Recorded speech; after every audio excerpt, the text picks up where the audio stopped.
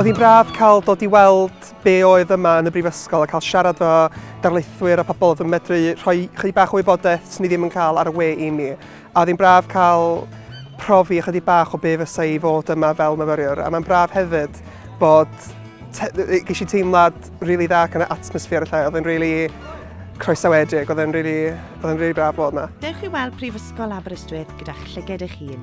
Rydym yn cynnig Ddiwrnodau Agored rheoledd sy'n rhoi cyfle i chi fynd ar daith o amgylch ein campws, cyfarfod ein darlithwyr adnabyddus a darganfod yr hyn sydd gennym i'w gynnig. Penderfynais i astudio'n Aberystwyth oherwydd o'n i'n hoffi sut o'n i'n teimlo pan nes i ddod yma ar y diwrnod yn weld. Dos i ar Ddiwrnod Agored i Aberystwyth ac yn sicr o'n i'n meddwl bod o'n rhywbeth oedd o ddefnydd.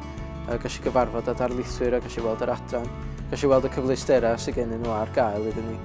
A dwi'n meddwl bod o wedi gwneud gwahaniaeth mawr ar ymhenderfyniad i ddod i Aberystwyth. Dwi'n meddwl i Aberystwyth yn cedi achos y lleoliad i ddechrau. O'n i erioed i byw mor agos dy môr. Des i ar Ddiwrnod Agored yma. A wedi naws cartrefol yma, a mae'n beth mor bwysig. Mae symud i'r brifysgol, mae'n gam mawr, a dwi'n meddwl bod e'n gam yn llai os ti'n dewis ydi Aberystwyth achos bod bob un mor garedig a chyfeillgar yma.